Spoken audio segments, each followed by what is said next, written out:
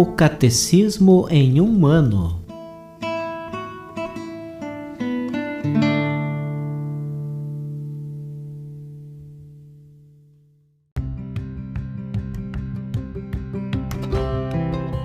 Olá, eu sou Antônio, seminarista da Diocese de Ponta Grossa, no Paraná. Você está ouvindo o podcast O Catecismo em um ano. Vamos ler todo o Catecismo da Igreja Católica ao longo de 365 episódios. Estamos utilizando a tradução em português apresentada pela CNBB em 2013, baseada na edição típica em latim. Baixe o plano de leitura por meio de um link que você encontra na página do Instagram, @ocatecismoemumano, ou na descrição deste podcast.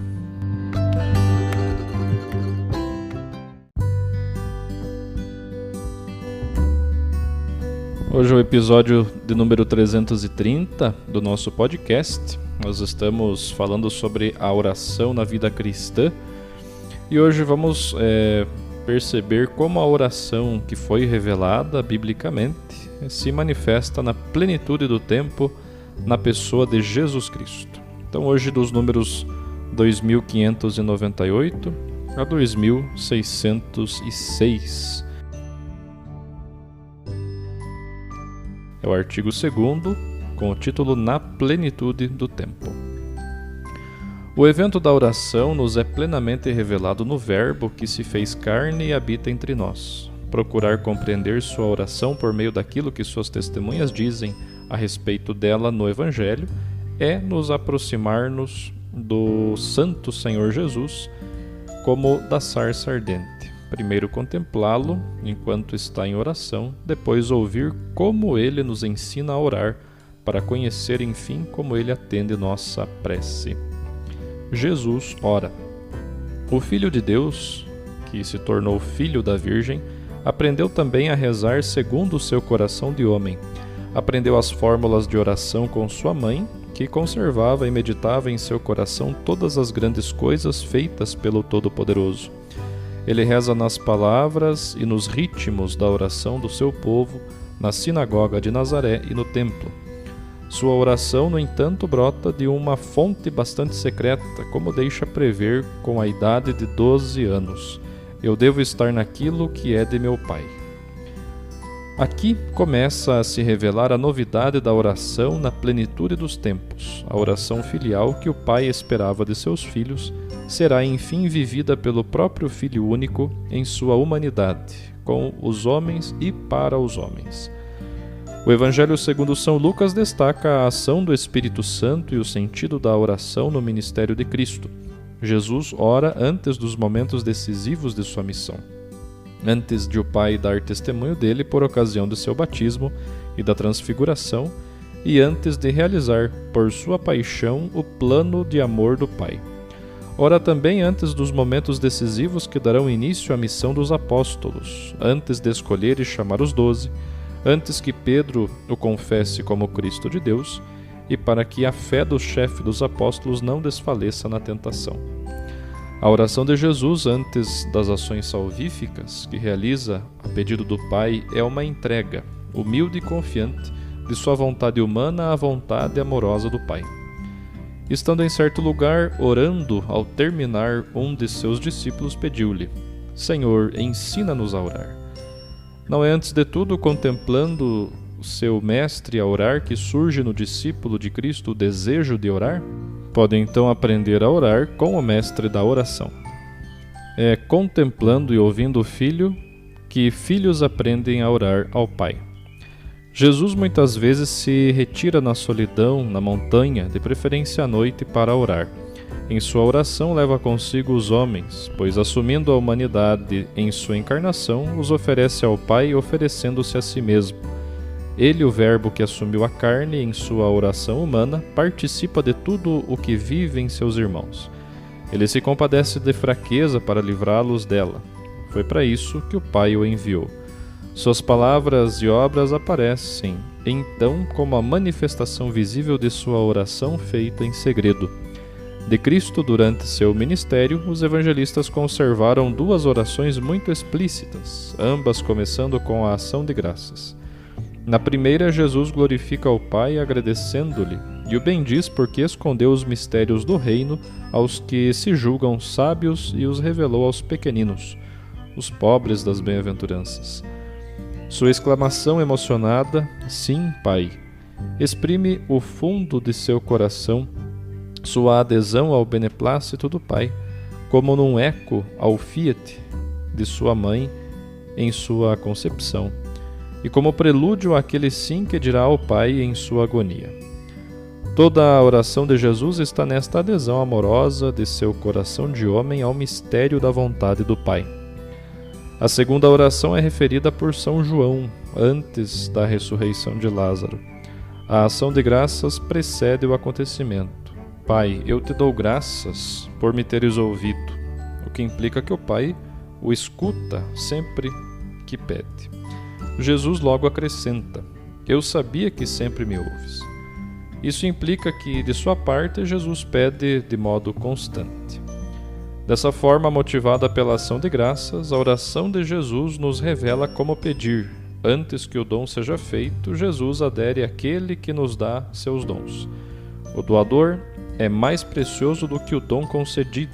Ele é o tesouro e nele está o coração de seu filho. O dom é dado por acréscimo. A oração sacerdotal de Jesus ocupa lugar único na economia da salvação. Será meditada no final da primeira sessão.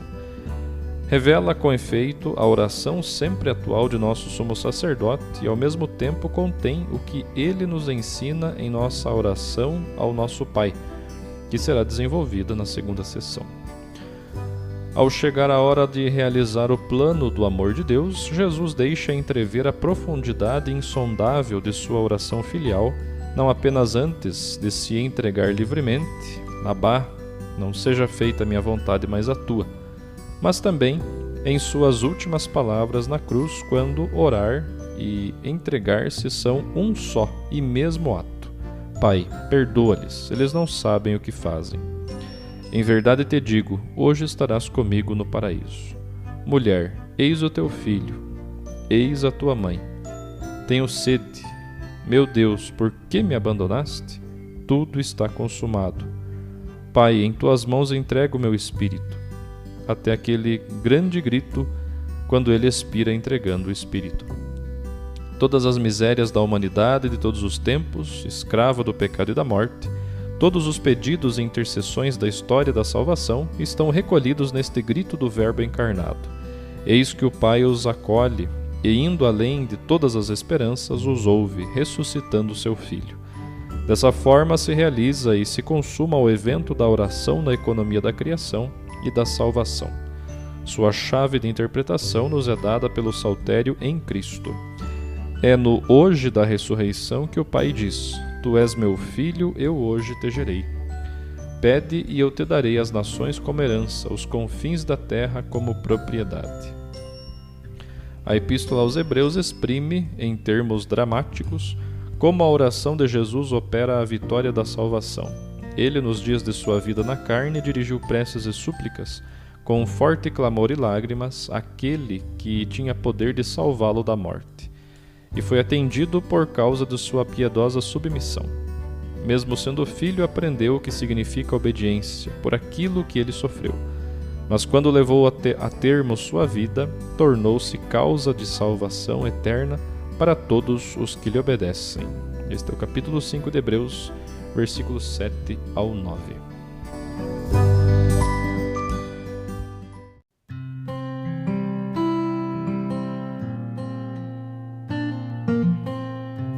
O Papa Francisco, em 28 de outubro de 2020, fez a seguinte catequese a respeito de Jesus, homem de oração.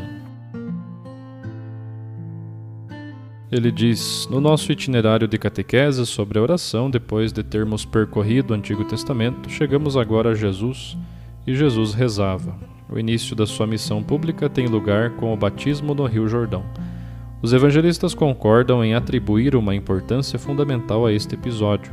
Narram o modo como todo o povo se reuniu em oração e especificam que esta reunião teve um claro caráter penitencial.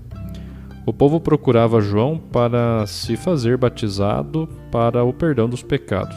Há um caráter penitencial de conversão.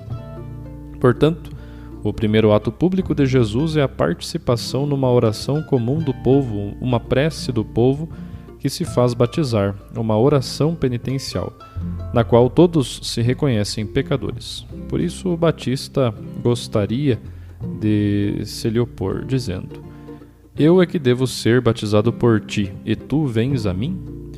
O Batista compreende quem é Jesus, mas Jesus insiste. É um ato que obedece à vontade do Pai, um ato de solidariedade para com a nossa condição humana. Ele reza com os pecadores do povo de Deus. Ponhamos isto na nossa cabeça. Jesus é o justo, não é um pecador. Mas ele queria vir até nós, pecadores, e ele reza conosco, e quando rezamos, ele está conosco a rezar. Ele está conosco porque está no céu a rezar por nós. Jesus reza sempre com o seu povo, reza sempre conosco, sempre. Nunca rezamos sozinhos, rezamos sempre com Jesus. Ele não permanece na margem oposta do rio. Eu sou justo, vós pecadores, para marcar a sua diversidade e distância do povo desobediente. Mas mergulha aos seus pés nas mesmas águas de purificação. Faz-se como um pecador. E esta é a grandeza de Deus, que enviou seu Filho e se aniquilou a si mesmo e se manifestou como um pecador. Jesus não é um Deus distante e não o pode ser. A encarnação revelou-o de forma completa e humanamente impensável. Assim, ao inaugurar a sua missão, Jesus coloca-se à frente de um povo de penitentes como se estivesse encarregado de abrir uma brecha pela qual todos nós, depois dele, devemos ter a coragem de passar. Mas a via, o caminho, é difícil. Mas ele vai abrindo o caminho. O Catecismo explica que esta é a novidade da plenitude dos tempos. Diz: a oração filial que o Pai esperava dos seus filhos vai finalmente ser vivida pelo próprio Filho único na sua humanidade, com e para os homens. Jesus reza conosco.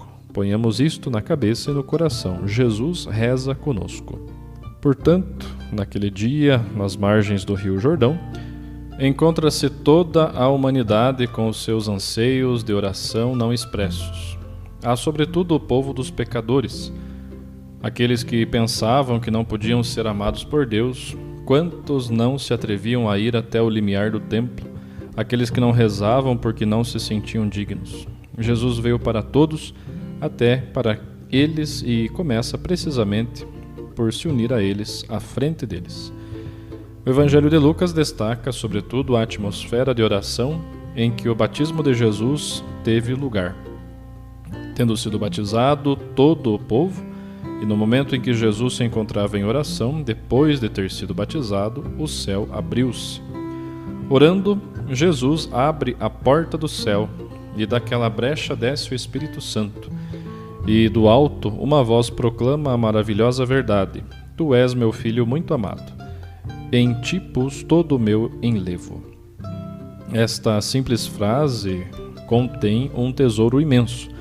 Faz-nos intuir algo do mistério de Jesus e do seu coração sempre voltado para o Pai. No turbilhão da vida e do mundo, que chegará a condená-lo, até nas experiências mais duras e tristes que deverá suportar, inclusive quando experimenta que não tem onde reclinar a cabeça, até quando o ódio e a perseguição se desencadeiam à sua volta, Jesus nunca está sem o amparo de uma morada. Habita eternamente no Pai. Eis a grandeza única da oração de Jesus. O Espírito Santo apodera-se de sua pessoa e a voz do Pai atesta que ele é amado, o Filho em quem se reflete plenamente. Esta prece de Jesus, que nas margens do Rio Jordão é totalmente pessoal, e assim será ao longo de sua vida terrena, no Pentecostes tornar-se-á pela graça a oração de todos os batizados em Cristo. Ele próprio obteve este dom para nós e convida-nos a rezar com ele, como ele rezou. Por esta razão, se numa noite de oração nos sentirmos fracos e vazios, se nos parece que a vida tem sido completamente inútil, nesse momento devemos implorar que a prece de Jesus se torne também a nossa. Hoje não posso rezar, não sei o que fazer. Não me apetece, não, sou indigna. Neste momento devemos confiar nele para que reze por nós. Neste momento ele está diante do Pai e reza por nós. É o intercessor. Mostra ao Pai as feridas por nós. Tenhamos confiança nisto. Se tivermos confiança, então ouviremos uma voz do céu mais alta do que a voz que se eleva na nossa ignomínia, e ouviremos esta voz sussurrar palavras de ternura. Tu és o amado de Deus, tu és filho, tu és a alegria do Pai que está nos céus. Precisamente para nós, para cada um de nós, ressoa a voz do Pai, mesmo que fôssemos rejeitados por todos, pecadores da pior espécie. Jesus não desceu as águas do Jordão para si mesmo, mas por todos nós. Foi todo o povo de Deus que se aproximou do Jordão para rezar, para pedir perdão, para fazer o batismo de penitência. E como diz aquele teólogo, aproximaram-se do Jordão com a alma e os pés nus. Isto é humildade. Rezar requer humildade. Abriu os céus, como Moisés abriu as águas do Mar Vermelho, para que todos nós pudéssemos passar atrás dele. Jesus ofereceu-nos a sua própria oração, que é o diálogo de amor com o Pai. Concedeu-nos-la como uma semente da Trindade que quer criar raízes no nosso coração. Acolhamo-la, acolhamos este dom, o dom da oração, sempre com ele, e não nos enganaremos. Obrigado.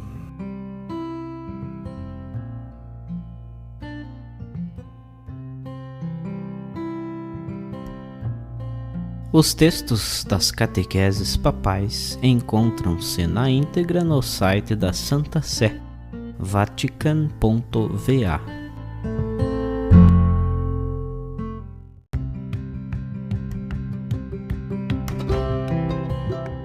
Você acaba de ouvir mais um episódio do podcast O Catecismo em um Ano.